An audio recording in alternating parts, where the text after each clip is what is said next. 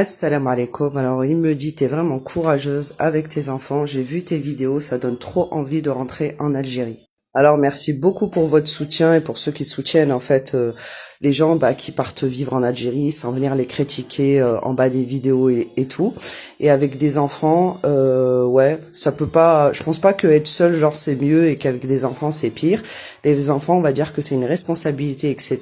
Et le fait qu'ils aient vécu en France et qu'après qu'ils viennent en Algérie, s'adapter, etc. C'est ça le plus dur. Et je pense pas qu'il faut du courage, je l'ai dit dans beaucoup de vidéos. Et pour moi, il faut énormément aussi de courage pour vivre en France, accepter d'être maltraité, accepter d'être un peu esclave, accepter de faire semblant. En fait, on sait qu'ils nous aiment pas, mais on fait semblant et on continue parce que soit il y a une maison qui nous retient, soit il y a un travail, soit c'est parce que c'est pour l'euro, etc. Donc plusieurs personnes restent en France parce qu'ils ont trop peur pour leur confort, et surtout il y en a, c'est pour une certaine liberté, et voilà, et qu'ils ont trop peur parce que ils ont pas les capacités de créer quelque chose en Algérie, ou tout simplement pour s'adapter pour sa religion, etc. Et eux sont vraiment très loin de tout cela. Donc pour eux, la France, pour eux, c'est une certaine liberté, etc. Mais que finalement, à la fin de ta vie, tu finis par payer, malheureusement. J'ai beaucoup, moi, d'abonnés qui me contactent en privé, je l'ai dit plusieurs fois, où vers l'âge de 40, 50 ans, ils regrettent d'avoir élevé leurs enfants là-bas, ou simplement ils regrettent parce que en fait, ça n'a rien abouti à rester en France.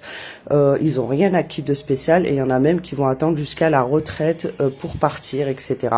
Après, c'est toujours la même histoire. En fait, avant, on avait le veau d'or et aujourd'hui, on a l'euro qui est devenu le veau d'or, et les gens ne se voient pas en fait sans l'euro. L'argent passe avant tout, même leur bonheur, etc.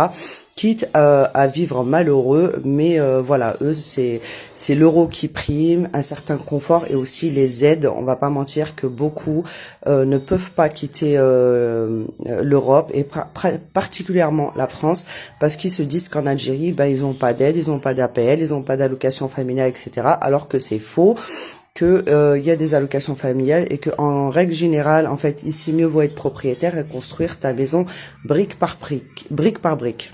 Une fois, j'ai vu un commentaire, il a dit: je préfère être un clochard en Algérie qu'en France. Et en gros, je le rejoins tout à fait. C'est vrai, je préfère être une clocharde en Algérie que en France, parce que déjà, c'est un pays musulman. Et rien que, genre, quand vous faisiez arrêter en voiture, par exemple, vous avez un contrôle routier et que vous faisiez arrêter en voiture, genre, il va pas t'arrêter parce que t'as une tête d'arabe, ou parce que t'as le voile, ou parce que t'as le niqab. C'est vraiment parce que t'as commis une infraction, et que ça n'a rien à voir avec le côté religieux ou le fait de ta race. Donc ça, déjà, c'est un grand point. Après, ceux qui ont vraiment la motivation et tout, je pense qu'ils peuvent réussir en Algérie, mais ceux qui attendent que l'argent il tombe du ciel et qui sont abonnés, en fait, et qui